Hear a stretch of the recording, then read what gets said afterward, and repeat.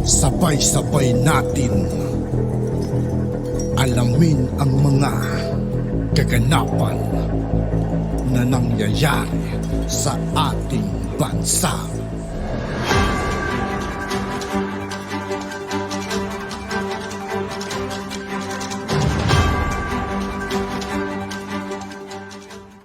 Yo, what's up mga kaibigan? This is I2K po again. Ngayon nandito naman ulit tayo sa channel ni Banat News Updates. Dito naman ulit tayo magbibigay ng komento at reaksyon. Kaya samahan nyo ako guys. Let's go! Tatakbo. Ano ang nagpuwersa sa Duterte? Samantalang yung iba, pilit na pilit. Pilit na magkwento. Pilit na pilit nilang gumawa ng kwento.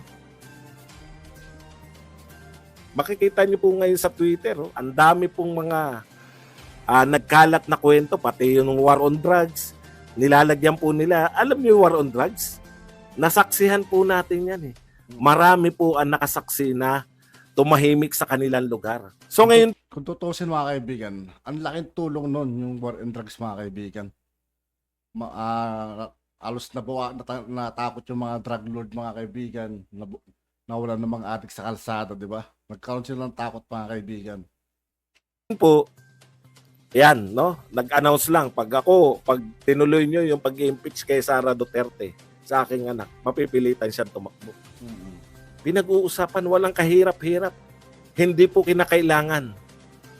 Hindi po kinakailangan ni Tatay Digong na magbayad ng mga press release. Hindi po niya, lalong hindi niya kinakailangan na magbayad ng mga vloggers. Mapa kalaban ka na vlogger, mapa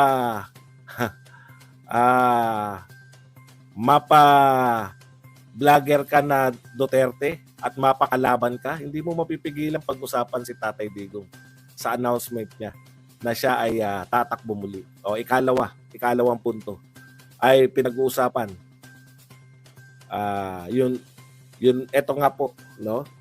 Kalat na kalat. Mamaya may ano po tayo riyan, no? Yung resolution ng mga congressman na hikayatin ang Pangulo, ang ating pamahalaan na papasukin ng ICC. Okay. So, may kaugnayan rin po sa mga Duterte. Mabiling-mabili. At ito po ang nakakamangha sa lahat ng balita na may kinalaman sa mga Duterte. Dito po ako, sabi ko, star power po to. Ito po yung Aibana Alawi effect na naglaba lang, di ba? Binalita na kumending-kending lang si Aibana. Ito po, walang kabog-abog. Bigla pong kumalat yung video na inisnab. Kahapon, kalat po yung video na parang inisnab ni Sara Duterte si Martin Romualdez. Hindi kinamayan. Kinabayan lahat ng taong naroon, halos lahat. Pwera si Martin. No?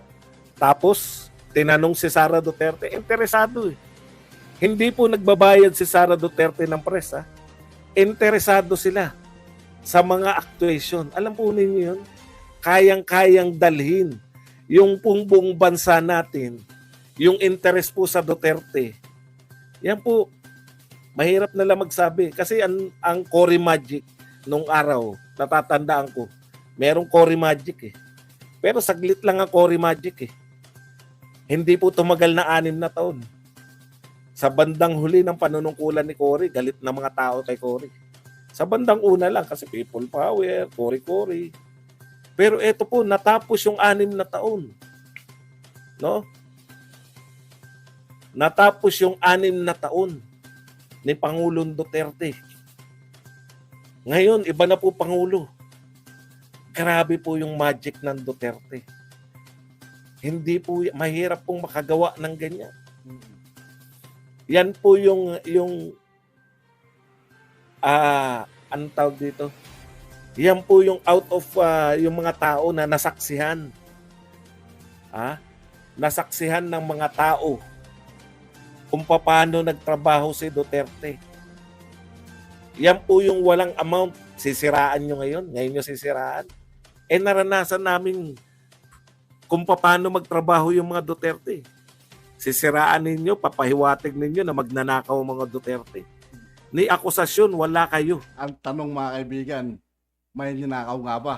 Di ba wala naman? Yun po yung Duterte magic. Dinaig po yung Cory magic. Yung Cory magic hanggang middle of term lang niya. Nung sunod-sunod na yung kudita, nagkaroon ng mga massacre, Mindiola massacre, etc. Wala na po. Wala na po naniniwala dyan sa kay Cory. Pero ito po, sangkatutak na paninira. Mula nung nagsimula, sabi nga sa inyo, hindi pa po nag-iinit eh. Hindi pa po nag-iinit yung puwet ni Pangulong Duterte sa Malacanang. Ito na kagad si Dilima. Banat dito. Imbestiga dito, imbestiga doon na. Pero hindi po nila kinaya. 6 na taon na may Duterte magic. 6 na taon na inaabangan ang talk to the people. Tapos na yung termino.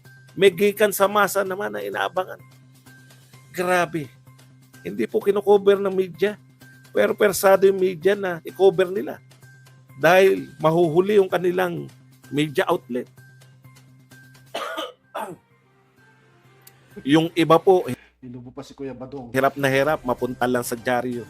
Gagawin ng lahat. Papatawag ng press conference, magpapatawag ng mga mag-guess kung kani-kanino. Okay, eto po. Pati yung mga non-action ni Sara Duterte. Uy, Ma'am Sara, nakita ka namin. Hindi mo binati si Tambi. Ano masasabi mo? Wala akong nakita. Balita na kahapon yung pag-i-snub ni Sara Duterte. Balita naman ngayon yung kanyang sagot. Bakit hindi niya kinamayan si Martin Romualdez? Wala akong nakita. Kanya-kanya na namang kanya-kanya na namang espekulasyon. Paanong hindi mo nakita? Napakalaki nun. Paanong ganun eh? Alam na natin yun. Alam na natin na nagka-isnaban. Hindi naman po peke si Inday Sara Duterte matapos ang lahat. Ayan po, iba-iba, umani na naman po ng iba-ibang reaksyon. Ito po nakakatawa. Ang nakakatawa po, yung reaksyon ng mga dilawan. Ito po, isang reaksyon ng dilawan. Ang laki-laking taba-ching-ching ni Speaker Romualdez, hindi mo nakita. Harapang bastusan na ang unitives o dilawan. Tuwang-tuwa ngayon mga kaibigan yung mga dilawan, yung mga camping, nagpiyepesta sila ngayon. Speaking of dilawan, nakakatuwa po, no, na ngayon, bakit po, no? Bakit ko po nasabi na parang yung iba mahihirapan? Pero yun yung si Dilima. Kinakailangan niya magpakulong ng 7 taon para lang makaranas ng putaktihin ka ng press, no? Para makaranas ka ng 3 araw. 3 araw lang si Dilima eh. 3 araw na pinagkaguluhan ng press si Dilima. 7 taon po siya nagpakulong. Ngayon po hindi na po binabalita si Dilima. Saan po abala ang mga tao? Sa interesado mga tao. Usaping Duterte. Bakit mo ilisnab? BP Sara, hindi ko nakita eh. Hindi niya nakita. Yan na naman ang naging katatawanan. Pinagtatawanan, no? Pinagtatawanan si Tambi. Pero mo yun, laki mo. Hindi ka raw nakita. Kumbaga, yung taong bayan, yung galit ng taong bayan sa ginagawa ninyo sa Kongreso, no? Yan tama. Yan pinakamaganda. Deserve niya ang nangyayari.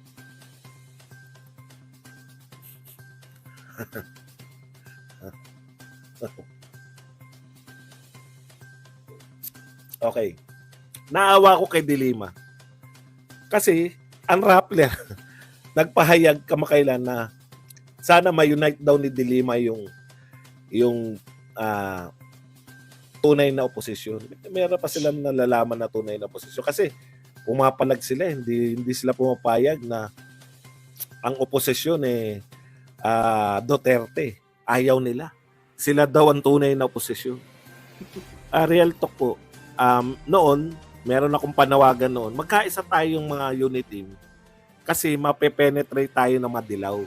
Pag nag-away-away tayo, makakapasok yung mga dilaw. Ngayon, wala po eh. Yung kinatatakutan ko noon, kaya ako nangangaral dito sa mga ka-unit team natin na panatalihin natin yung unit team kasi makakabalik yung dilaw. Tama. Wala pong babalik na dilaw. Sila Tama. po ang nawala sa ere. Alam niyo po kung ano na lang ang dilaw ngayon? Taga-sulsul, taga-nood. Ha? Wala na po Real talk yun mga kaibigan. sila. Hindi na po sila parte. No? Ano na lang po sila, audience. At yun nga po mga kaibigan, dito po nagtatapos ang ating reaction video. Muli ako po si I2K ng Sundalo ng Dunggalo at 811. Maraming salamat sa patuloy na pagsuporta. G, peace out.